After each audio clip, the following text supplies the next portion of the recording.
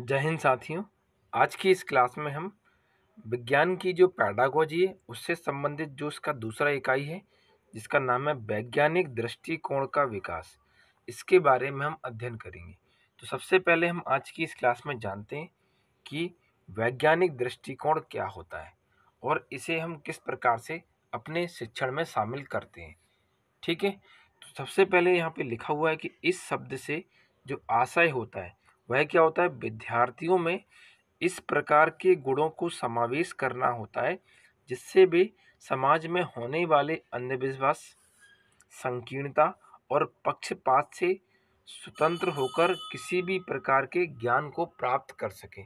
कई बार ये होता है कि हम यहाँ वहाँ की सुनी सुनाई बातों को ध्यान में रख के अपने किसी भी एक निश्चित पक्ष पर पहुँच जाते हैं और उसका कुछ भी वैज्ञानिक आधार नहीं मानते हैं। तो विज्ञान हमें ये सिखाता है कि हमें किसी भी प्रकार के अंधविश्वास की बातें, पक्षपात की बातें और संकीर्णता की बातें, इन सभी से स्वतंत्र होकर हमें अपने वैज्ञानिक दृष्टिकोण से उसे देखना चाहिए। आगे लिखा है, अर्थात वातावरण में जितनी भी होने वाली घटनाएं हो रही हैं उनके होने का कारण और उनके होने के कारण के प्रभाव के आधार पर यदि हम उसे समझते हैं तो उसी को अपन क्या कहते हैं, वैज्ञानिक दृष्टिकोण। मतलब इतना सा है कि वो घटना क्यों घटित हो रही है, उस घटना की घटित होने का क्या कारण है, इसे समझना ही क्या कहलाता है, वैज्ञानिक दृष्टिकोण कहलाता है। ऐसा नहीं होना चाहिए कि कोई घटना आपने देख ली और देखने के बाद सोच रहे हैं कि ये एक अंधविश्वास है या किसी ने आपसे कहा कि ये घटना ऐसे ऐसे होती है और आपने उस बात को मान लिया। तो ये कथन क्या हो जाएगा, इसमें गलत हो जाएगा। आपको पहले उसके संदर्भ में ज्ञान अर्जित करना होगा। ज्ञान अर्जित करने के बाद में उसके पीछे का जो मुख्य कारण है जिसकी वजह से वो घटना हो रही है उसी को जान लेना हमारा क्या कहलाता है, वैज्ञानिक दृष्टिकोण कहलाता है। आगे लिखा है, वैज्ञानिक दृष्टिकोण को ही हम वैज्ञानिक अभिवृत्ति भी कहते हैं। तो ये नाम भी आप इसमें याद रखिएगा। आगे है वैज्ञानिक दृष्टिकोण की परिभाषाएं। तो सबसे पहले हैस, आर्वन और हाफमैन नाम के तीन जो वैज्ञानिक हैं, इन्होंने विज्ञान की दृष्टिकोण की परिभाषा जो बताई है वह इस प्रकार है कि किसी भी समस्या का समाधान सभी तत्वों का एक व्यवहारिक समूह या मानसिक ढांचे का संबंध होता है। अर्थात यदि हमारे सामने किसी भी प्रकार की कोई समस्या आती है तो उसका जो समाधान हमें करना होता है वह उसी से संबंधित सभी प्रकार के तत्वों को जोड़कर और हमारे जो मन का ढांचा है, जो कि उसके बारे में क्या सोच रहा है और किस प्रकार से उसका समाधान निकालेगा, उसी को ये लोग क्या कहते हैं, वैज्ञानिक दृष्टिकोण कहते हैं। मतलब कोई समस्या आई और आपने उस समस्या से जुड़े हुए सभी प्रभावों को अपने मन के आधार पर और अपने ज्ञान को आधार मानकर उसे सॉल्व किया, तो क्या कहलाता है, वो वैज्ञानिक दृष्टिकोण कहलाता है। दूसरा लिखा है, शिक्षा अध्ययन की राष्ट्रीय समिति के अनुसार वैज्ञानिक दृष्टिकोण की परिभाषा। तो इसमें क्या होता है कि सहज जिज्ञासा, उदार मनोवृत्ति, विशुद्ध ज्ञान की इच्छा, ज्ञान प्राप्ति की प्रक्रिया में विश्वास और प्रमाणित ज्ञान के द्वारा समस्या का समाधान करना क्या कहलाता है। और जितना भी ये सब चीज़ें हो रही हैं इन सभी को जोड़कर यदि आप ज्ञान से संबंधित कोई समस्या का समाधान कर रहे हैं उसी को ये लोग क्या कहते हैं, वैज्ञानिक दृष्टिकोण कहते हैं। यदि एक लाइन में समझा जाए तो वैज्ञानिक दृष्टिकोण एक ऐसा रूप होता है जिसमें कोई समस्या आपके समक्ष रखी जाती है और उसे आपको अपने अनुसार विज्ञान के ज्ञान को आधार मानकर हल करना होता है। उसी को हम वैज्ञानिक दृष्टिकोण या वैज्ञानिक अभिवृत्ति कहते हैं। आगे एक अन्य दृष्टिकोण के अनुसार वैज्ञानिक दृष्टिकोण की परिभाषा। तो इसमें क्या है कि बौद्धिक ईमानदारी, उदार मनोवृत्ति, पक्षपात, नवसाक्षी, आलोचनात्मक मनोवृत्ति इत्यादि को वैज्ञानिक दृष्टिकोण के अंतर्गत माना है। तो ये जो नाम मैंने यहाँ पर लिखे हैं ये सभी नाम जुड़कर जब किसी समस्या का समाधान करते हैं तो वह सभी वैज्ञानिक दृष्टिकोण के अंतर्गत लिखे जाते हैं। अब आगे है इसमें वैज्ञानिक दृष्टिकोण के विकास के मूल तत्व। इसमें सबसे पहला तत्व दिया है जिज्ञासा। जिज्ञासा का मतलब होता है कि हमारे मन में किसी भी वस्तु को देखकर उठने वाले सवाल कि वो सवाल क्यों उठ रहे हैं और वो वस्तु क्या है। मतलब किसी भी वस्तु के बारे में जानने की जो लालसा होती है, उसी को हम क्या कहते हैं, जिज्ञासा कहते हैं। तो इसको अपन परिभाषा के आधार पे समझ लेते हैं कि हमारे चारों ओर के वातावरण को देखकर उसके विभिन्न क्रियाकलापों के संबंध में अधिक से अधिक जानने की जो उत्कंठा होती है, इच्छा व नवीन ज्ञान का पता लगाने की हमारे मन में जो आकांक्षा होती है, उसी को जब हम रखना शुरू कर देते हैं, उसी का नाम होता है जिज्ञासा। जैसे यहाँ पे उदाहरण लिखा है, जब कोई छोटा सा नन्हा बालक है, जब वह अपने जीवन काल में पहली बार वर्षा देखता है और यदि देखने के बाद में उसके मन में ये जागृत हो कि ये वर्षा कैसे होती है, क्यों होती है, क्या कारण है इसका, तो जिस प्रकार से एक छोटा बालक जो कि अबोध बालक होता है, वह आसपास की विभिन्न वस्तुओं को देखकर अपने माता पिता और गुरुजनों से अपने मन में उठने वाले सवालों को जानने की कोशिश करता है, तो वह उठने वाले भाव ही क्या कहलाते हैं, जिज्ञासा कहलाते हैं। ठीक है। अगला है उचित वातावरण। इसका क्या है कि यह एक महत्वपूर्ण हमारा तत्व होता है वैज्ञानिक दृष्टिकोण के आधार पर, क्योंकि जब तक कक्षा का वातावरण अनुरूप नहीं होगा जिसमें हम पढ़ाई कर सकें, तब तक आप अध्ययन नहीं कर पाएंगे और ना ही शिक्षण की जो गतिविधियां हैं वो पूर्ण हो पाएंगी। तो यहाँ पे लिखा है कि कक्षा का वातावरण ऐसा होना चाहिए जिसमें प्रत्येक जो विद्यार्थी है वह खुलकर अपनी बात को निसंकोच रख सके। मतलब कोई प्रश्न उठ रहा है कक्षा में, तो कई बार क्या होता है, छात्र अपने मन में दबाए बैठे रहता है और अपने अंदर के प्रश्नों को नहीं पहुंच पाता है, क्योंकि जो कक्षा होती है उसका वातावरण ही कुछ इस प्रकार का हो जाता है जिससे छात्र ना चाहते हुए भी अपने मन के सवालों को नहीं पूछ पाता है। तो शिक्षक और शिक्षक से संबंधित जितने भी यहाँ पर विद्यार्थी हैं, तो शिक्षक और शिक्षक से संबंधित जितने भी कक्षा में विद्यार्थी हैं, उन सभी के बीच में एक ऐसा तालमेल होना चाहिए जिससे कि विद्यार्थी के द्वारा शिक्षक से आसानी से प्रश्न पूछे जा सकें। उसी को अपन क्या कहते हैं, कक्षा का उचित वातावरण कहते हैं। साथ ही कक्षा में या फिर कक्षा और प्रयोगशाला की जो दीवारें होती हैं, उन पर वैज्ञानिक चित्र, उपकरण और वैज्ञानिक जो होते हैं उनकी जीवनियों के बारे में विभिन्न प्रकार के चित्र क्या होना चाहिए, उपस्थित होना चाहिए।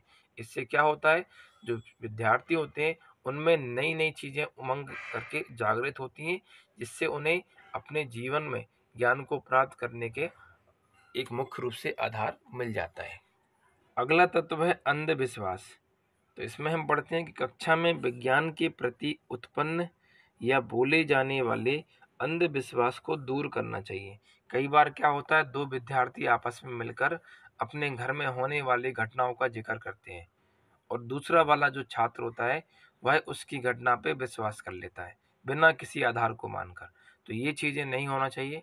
यदि कोई भी ऐसी बात रखी जा रही है कक्षा में जिसका कोई वैज्ञानिक आधार नहीं है, तो वह अंधविश्वास के अंतर्गत आती है।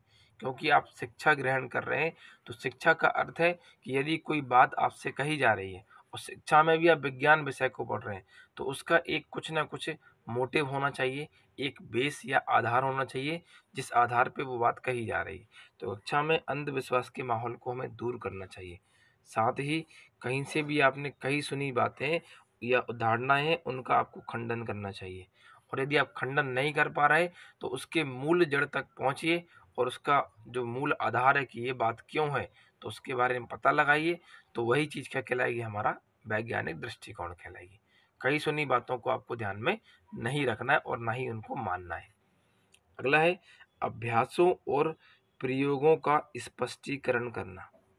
हमारे पाठ्यक्रम में दिए जाने वाले जो अभ्यास होते हैं, जिनके अंतर्गत विभिन्न प्रकार की प्रश्नावलियाँ आती हैं और जो उनके पाठ्यक्रम में बीच-बीच में जो अलग-अलग प्रयोग दिए जाते हैं, उनको शिक्षक के द्वारा भली-भाँति स्पष्टीकरण किया जाना चाहिए। कई बार क्या होता है, शिक्षक केवल किताब को पढ़ा देता है, जो भी पाठ्यक्रम दिया है उसको पढ़ा देता है और उसके जो प्रश्न उत्तर हैं, उनको पूरा करा के अपने पाठ को कंप्लीट कर देता है। लेकिन ऐसा नहीं होना चाहिए। यदि आप एक विज्ञान के शिक्षक हैं, तो कक्षा में उस पाठ से संबंधित जितने भी प्रयोग दिए गए हैं, जितना भी उसमें अभ्यास दिया गया, उन सभी को आपको मौखिक रूप से हल करवाना चाहिए। एक बार कम से कम बच्चों को उनके विषय में प्रश्न उत्तर लिख के लाना चाहिए, उसके बाद में फिर आपको चेक करके बताना चाहिए। ठीक है? और दिया है यहाँ पे, साथ ही समय-समय पर वैज्ञानिक पत्रिकाओं को नोटिस बोर्ड पर लगवाना चाहिए। विज्ञान से संबंधित वर्तमान काल में विभिन्न प्रकार की पत्रिकाएँ आती हैं। तो इन सभी पत्रिकाओं को करंट अफेयर्स के साथ में जोड़कर जो स्कूल का नोटिस बोर्ड होता है, उसमें जोड़ देना चाहिए। इससे क्या होगा, बच्चों में नए प्रकार की जो जानकारियाँ हैं विज्ञान संबंधित, उनको जानने को मौका मिलेगा। ठीक है? अगला है पाठ्य सहगामी। पाठ्य सहगामी का मतलब होता है कि पाठ्यक्रम के साथ-साथ कुछ अन्य क्रियाकलापों को करना। जैसे विज्ञान से संबंधित यदि कक्षा में आप पढ़ाई कर रहे हैं, तो उसके अतिरिक्त विज्ञान से संबंधित जो और अन्य कार्यक्रम होते हैं, जैसे विज्ञान की प्रदर्शनी लगाना, वैज्ञानिक मेला लगाना, विभिन्न स्थानों का भ्रमण करना, विज्ञान से संबंधित संग्रहालयों में जाना, तो ये सभी क्रियाएँ यदि स्कूल के द्वारा की जाती हैं, तो उसी को अपन क्या कहते हैं, पाठ्य सहगामी कहते हैं। तो ये जो क्रियाएँ हैं, वर्ष में कम से कम एक बार ज़रूर इनका आयोजन स्कूल में करवाना चाहिए। नहीं तो क्या होता है, बजट को देखते हुए स्कूल वाले क्या करते हैं, इन चीज़ों को शुरू नहीं करते हैं, बहुत ही कम होता है। सरकारी स्कूल जो होते हैं, मुख्य रूप से जो थोड़े बहुत अच्छे खासे होते हैं, उनमें एक आध बार ये हो जाता है। लेकिन प्राइवेट स्कूलों में कहीं-कहीं होता है और कहीं-कहीं नहीं होता है। तो इस बात का विद्यालय को विशेष रूप से ध्यान रखना चाहिए कि पाठ्यक्रम के साथ-साथ वर्ष में कम से कम एक बार इन सभी में से किसी एक का भ्रमण ज़रूर करवाना चाहिए। ठीक है? अगला है नवीन शिक्षण विधियों का प्रयोग करना। आप सभी देख रहे हैं कि समय-समय पर हमारा जो पाठ्यक्रम होता है वो बदलता रहता है। पुरानी चीज़ों को हटाया जाता है और नए पाठ्यक्रम को उसमें जोड़ा जाता है। इसी आधार पे इस विधि का प्रयोग किया जाता है। तो विज्ञान और शिक्षण दोनों को प्रभावशाली बनाने के लिए विज्ञान आपका विषय हो जाएगा, शिक्षण मतलब हो जाएगा शिक्षक के द्वारा पढ़ाई जाने वाली जो क्रिया होती है या जो मेथड होती है। शिक्षक जिस तरीके से विद्यार्थियों को पढ़ाता है, उसी को अपन कहते हैं शिक्षण। तो विज्ञान का पाठ्यक्रम और शिक्षण की जो विधि है, दोनों को प्रभावशाली बनाने के लिए विद्यालय में नई शिक्षण विधियों का प्रयोग किया जाना चाहिए, क्योंकि समय-समय पर इनके पाठ्यक्रम में परिवर्तन होता रहता है। उसके जो प्रयोगात्मक अध्ययन होते हैं, उन पर हमें विशेष रूप से बल देना चाहिए। आगे लिखा है, साथ ही समय-समय पर पाठ्यक्रम से वैकल्पिक प्रश्नों का अभ्यास करवाना चाहिए। ये जो वैकल्पिक प्रश्न होते हैं, ये हमें अपने अध्ययन में बढ़ावा देने के लिए, उसको मजबूत करने के लिए बहुत अच्छा विकल्प होता है। क्योंकि यदि आपको कोई पाठ्यक्रम दिया जाता है पढ़ने के लिए और उससे आपसे वैकल्पिक प्रश्न पूछे जाते हैं, तो आपसे केवल इतना किया जाता है उसमें कि आप पूरे पाठ्य को पढ़ के आएँ, उसमें से कोई भी आपको 10 या 12 वैकल्पिक प्रश्न दिए जाएँ। तो उससे ये होता है कि विद्यार्थी जो होता है पूरे प्रश्नों को पढ़ के आता है और पूरा जो पाठ्य होता है उसको भी पढ़ता है, क्योंकि कहाँ से क्या पूछ लिया जाए, ये उसमें मैटर नहीं करता। तो ये एक बहुत बड़ा रोल अदा कर सकता है हमारे पाठ्यक्रम में। ठीक है? अगला है विज्ञान साहित्य को महत्व देना। तो कक्षा में पाठ्य पुस्तक के अतिरिक्त अन्य वैज्ञानिक पुस्तकों और विज्ञान के साहित्य को भी पढ़ाना चाहिए और इन्हें बढ़ावा देना चाहिए। कक्षा में जो हमारा सिलेबस है, जिस कक्षा में आप पढ़ रहे हैं, उसके अतिरिक्त कुछ अन्य अभिक्रियाएँ या कुछ अन्य पाठ्य पुस्तकों को भी समय-समय पर कक्षा में पढ़वाना चाहिए। अगला है कक्षा में अध्यापक की भूमिका। तो ये अध्यापक जो होते हैं, इसकी भूमिका बहुत ज़्यादा होती है, क्योंकि इसके बिना कक्षा में जो पढ़ाने का तौर तरीका होता है, वो संभव ही नहीं हो पाता है। जब तक अध्यापक नहीं होगा, तब तक शिक्षण संभव नहीं हो पाएगा। तो आगे इसमें लिखा हुआ है कि सामान्यतः छात्रों के मन में अध्यापक के प्रति एक गहरी छाप होती है, क्योंकि जब बच्चा स्कूल में पढ़ता है और धीरे-धीरे जब कॉलेज में आना शुरू होता है, तो स्कूल के समय में शिक्षक के प्रति अधिक सम्मान होता है। लेकिन आपने देखा है समय-समय पर ये चीज़ें परिवर्तित होती गई हैं।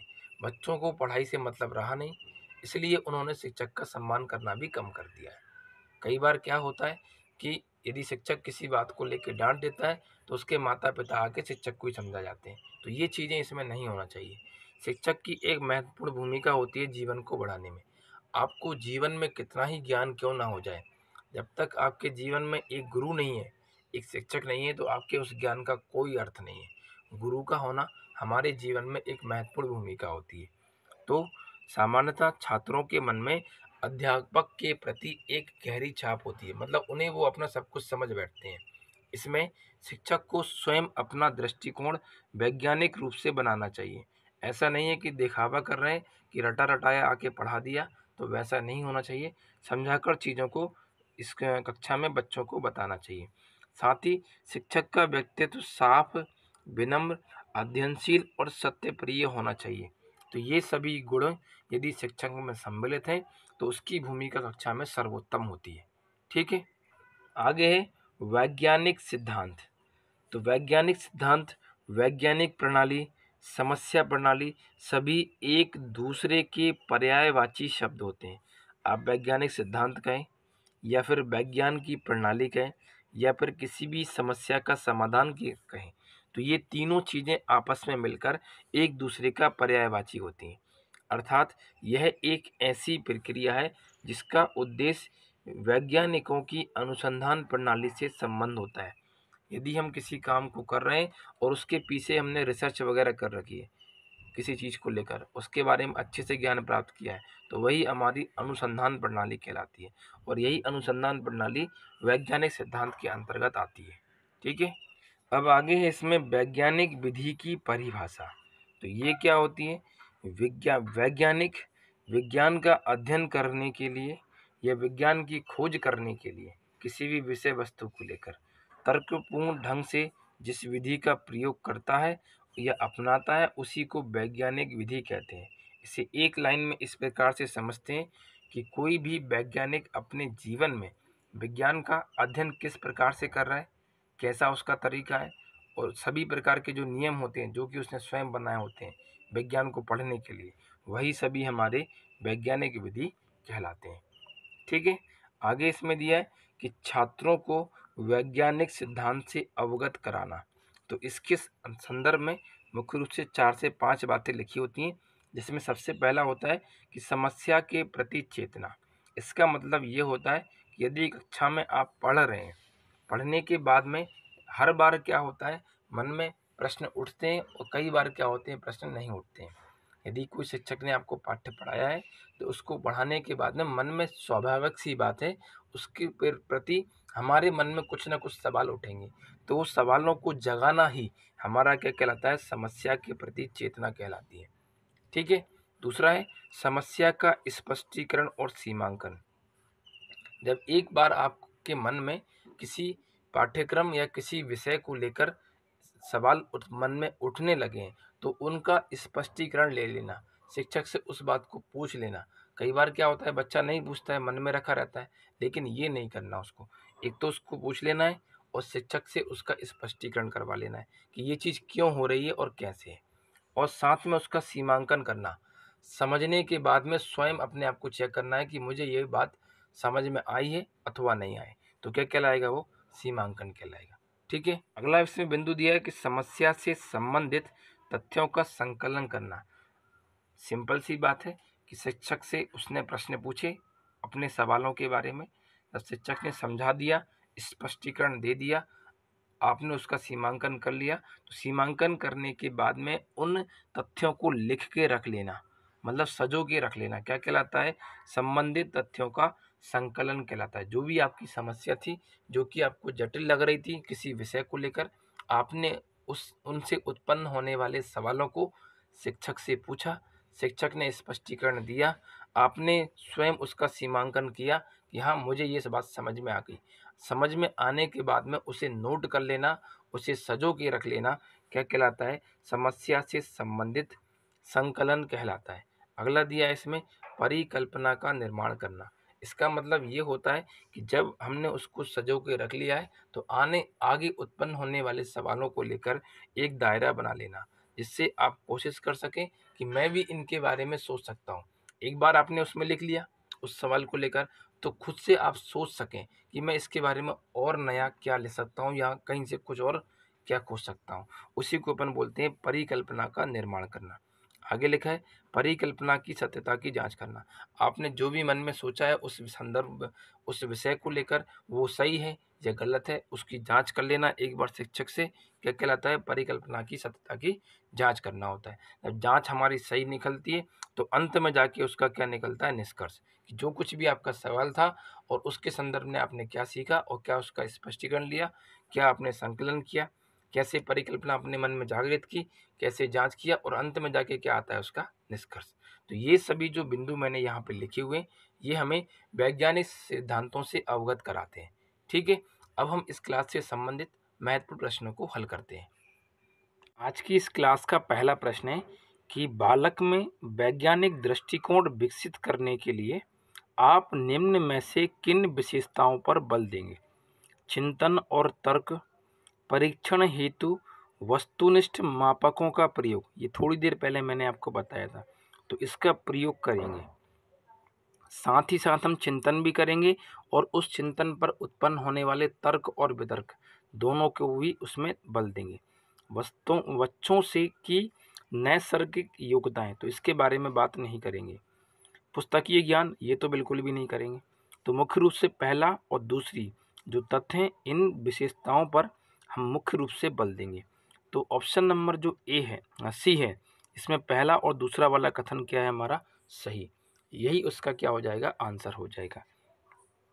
अगला प्रश्न है कि विज्ञान शिक्षण में वैज्ञानिक विचार होते हैं, किसी व्यक्ति विशेष की धारणा पर निर्भर नहीं, ये वाला गलत है। एक से अधिक व्यक्ति विशेष की धारणा पर, ये बात भी गलत है। पूर्णतः पक्षपात रहित, ये बात सही है कि विज्ञान के शिक्षण में जो विचार आते हैं वह मुख्य रूप से पक्षपात रहित होना चाहिए। तो ऑप्शन नंबर सी इसका सही आंसर होगा। अगला प्रश्न है कि सत्य की खोज करने का जो तरीका विज्ञान द्वारा अपनाया जाता है वह अधिक से अधिक होना चाहिए। देखिए, जब किसी विषय के बारे में आप सही बातें जानने की कोशिश कर रहे हैं तो उसमें जो बात है वह विश्वसनीय होनी चाहिए, सभी चीज़ों से निष्पक्ष होनी चाहिए और उसका कोई ना कोई तर्क होना चाहिए। ऐसा नहीं कि कई सुनी बातों पे आपने उस बात को रख दिया है। तो ये तीनों कथन इतने सही होंगे। तो ऑप्शन नंबर जो डी होगा वही इसका क्या होगा? सही आंसर होगा। अगला प्रश्न है इसमें कि विज्ञान को प्रश्न करना, खोजबीन करना, स्वयं करना और अन्वेषण करना माना जाता है। विज्ञान शिक्षण के समय दीपिका द्वारा कराए गए नीचे दिए गए क्रियाकलापों में से कौन सा उन मापदंडों को संतुष्ट करने के लिए सबसे उपयुक्त है? पहला दिया है पर्यावरणीय समस्याओं पर वाद विवाद, दूसरा है ध्वनि की प्रकृति पर परियोजना, सूक्ष्म जीवों पर यूनिट टेस्ट या सामान्य रोगों पर सामूहिक चर्चा। तो जो विज्ञान की खोजबीन होती है मुख्य रूप से रोगों पर आधारित होती है। तो ऑप्शन नंबर जो डी होगा वही इसका सही आंसर होगा। अगला प्रश्न है कि बच्चों में विज्ञान की समझ का विकास करने के लिए सबसे अच्छा उपाय क्या है? उनसे विज्ञान के प्रयोग कराए जाएं, उन्हें प्रायोगिक कार्यों से दूर रखा जाए, उन्हें सामाजिक गतिविधियों में व्यक्त करें या व्यस्त रखें, उन्हें सामाजिक गतिविधियों से दूर रखें। तो देखिए, ये नीचे के तीन तो सारे के सारे गलत हैं। यदि हमें विज्ञान की समझ डेवलप करना है तो हमें उनसे विज्ञान के प्रयोग अधिक से अधिक करवाने होंगे। तो ऑप्शन नंबर ए इसका सही आंसर होगा। अगला प्रश्न है कि बच्चों में विज्ञान विषय की समझ पैदा होने से उनके स्वभाव में खालिस्तान के साथ साथ उनके कार्य करने के तरीकों में भी स्पष्ट बदलाव आता है। सामाजिक दृष्टिकोण, संवेगात्मक, वैज्ञानिक या व्यवहारिक। तो जितना भी ये विज्ञान की समझ पैदा करेंगे अपने मन में, उतना उतना उनके अंदर का जो वैज्ञानिक दृष्टिकोण होगा वह क्या होगा? बदलेगा। तो इसका आंसर होगा वैज्ञानिक दृष्टिकोण। अगला प्रश्न है कि निम्नलिखित में से विज्ञान शिक्षण का महत्व क्या है?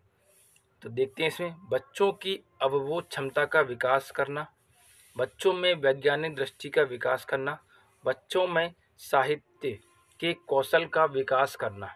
तो इसका जो आंसर होगा वह क्या होगा? पहला वाला और दूसरा वाला सही होगा। साहित्य पर इतना अधिक जोर नहीं दिया जाता। यदि यहाँ पर लिखा होता कि बच्चों में विज्ञान साहित्य के कौशल का, तो अपन उसको सही मान सकते, लेकिन साहित्य अकेला लिखा है, उसके विषय का नाम नहीं लिखा, तो हम इससे स्पष्ट नहीं है। तो यहाँ पर ये दोनों कथन हमारे सही हैं, तो ऑप्शन नंबर ए इस क्वेश्चन का सही आंसर होगा। अगला प्रश्न है कि निम्न में से वैज्ञानिक विधि के पदों का सही क्रम बताएं। तो इसमें है परिकल्पना, प्रयोग, समस्या, निष्कर्षण। समस्या, प्रयोग, परिकल्पना, निष्कर्ष। प्रयोग, समस्या, निष्कर्ष, परिकल्पना। तो देखिए सबसे पहले आती है समस्या, फिर उसके ऊपर होता है विचार विमर्श, जैसे अपन बोलते हैं परिकल्पना, फिर उस पर किए जाते हैं प्रयोग, और अंत में क्या निकलता है, निष्कर्ष। तो ऑप्शन नंबर डी इस क्वेश्चन का सही आंसर होगा। और इस क्वेश्चन पे आप बना लीजिए आईएमपी, आपकी परीक्षा में इससे प्रश्न बन सकता है। अगला प्रश्न है वैज्ञानिक विधि का प्रथम चरण होता है, क्या लिखा है, परिकल्पना का निर्माण, अवलोकन का निर्माण, प्रयोग करना, प्रयोग के परिणाम का अनुमान लगाना। तो इसका जो सही आंसर होगा भाई क्या होगा, प्रयोग करना। क्योंकि विज्ञान की यदि कोई विधि है, यदि कोई काम कर रहे हैं आप, कोई समस्या आपके सामने आ गई, तब तक आप उसको, जब तक आप उसके बारे में प्रयोग करके स्पष्ट आंसर नहीं निकाल लेते, तब तक वो काम का आपका नहीं रहेगा। तो ऑप्शन नंबर सी इसका सही उत्तर माना जाएगा। अगला प्रश्न है आप अपनी कक्षा के बच्चों में विज्ञान विषय के प्रति समझ का विकास करना चाहते हैं, इसके लिए आप क्या करेंगे। उन्हें वैचारिक संकीर्णता से दूर रखेंगे, उन्हें वृहद दृष्टिकोण का विकास करेंगे, उनमें सही निर्णय लेने की भावना का विकास करेंगे, उपरोक्त सभी। तो जो उपरोक्त सभी है यही इसका सही आंसर है। इन सभी चीज़ों में हम क्या करेंगे, उनको डेवलप करेंगे। वैचारिक संकीर्णता का मतलब है कि ऐसी संकीर्णताएं जो समाज से उत्पन्न होती हैं, जो कि अंधविश्वासों पर जुड़ी होती हैं, तो इन सभी चीज़ों को हम उसके अंदर क्या करेंगे, डेवलप करेंगे। अगला प्रश्न है विज्ञान सामान्य विज्ञान शिक्षण में बच्चों की समझ का विकास करने की सफलता के लिए आवश्यक मापदंड क्या है। तो सबसे पहला दिया है बालकों के दैनिक जीवन में संबद्धता, तो ये बात सही है। दूसरा इसमें दिया है वर्तमान समस्याओं का समाधान, ये बात भी सही है। बृहत उद्देश्यों की पूर्ति में सहायक होना, तो ये बात भी क्या है, सही। तो इसका आंसर होगा उपरोक्त सभी। ठीक है। अगला प्रश्न है वैज्ञानिक विधि के लिए सामान्यतः निम्नलिखित चरणों का पालन करने की सिफारिश दी जाती है। तो इस चरण की जो क्रम है वो हमको सही तरीके से जमाना है। यहाँ पर इसके 4 ऑप्शन दिए हुए हमको। तो सबसे पहले मैंने आपको बताया था कि सबसे पहले हमें समस्या की पहचान करनी होती है, तो तीसरे नंबर का ऑप्शन सबसे पहले नंबर पे आएगा। उसके बाद हमें परिकल्पना बनाना होता है चीज़ों को, ठीक है, तो फिर आएगा दूसरे नंबर वाला। उसके बाद आएगा कौन सा, निष्कर्ष निकालना, ये हो जाएगा आंकड़ों को एकत्रित करना, ये वाला सही होगा। तो ये आएगा पहले नंबर पे, ये आएगा दूसरे नंबर पे, ये आएगा तीसरे नंबर पे, और चौथे नंबर पे आएगा परिकल्पना का परीक्षण करना, तो ये आएगा चौथे नंबर पे, और सबसे आखिरी पे आएगा निष्कर्ष निकालना। तो ऑप्शन देख लीजिए आप कि 3, 2, 4, 1, 5, तो ये हमारे ऑप्शन नंबर डी में लिखा हुआ है। तो ऑप्शन नंबर डी इसका सही आंसर होगा। अगला प्रश्न है वैज्ञानिक ज्ञान के बारे में निम्नलिखित में से किस कथन से आप सहमत नहीं होंगे।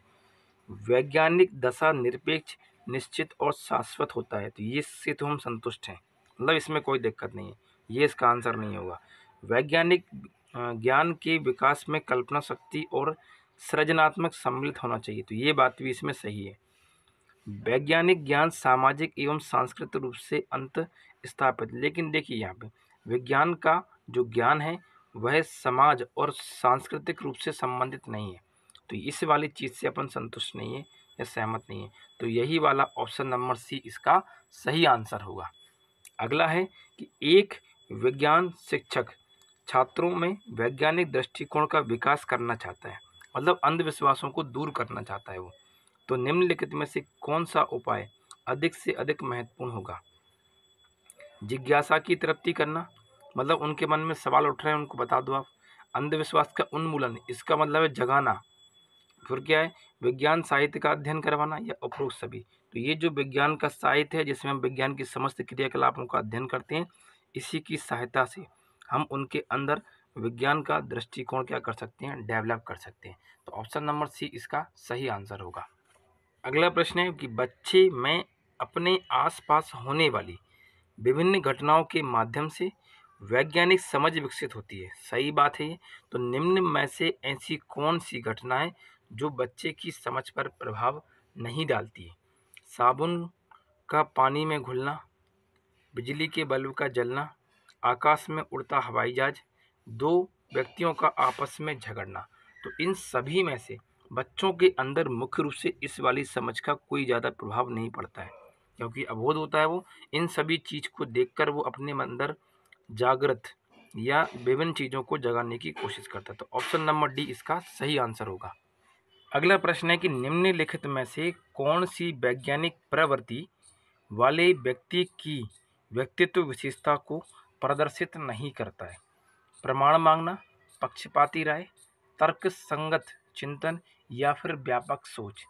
तो जो पक्षपाती राय होती है वह उस व्यक्ति की व्यक्तित्व विशेषता को प्रदर्शित नहीं करती, क्योंकि यदि छात्रों के अंदर हम पक्षपात की भावना को जागृत करेंगे तो वह चीज़ क्या होती है, गलत होती है।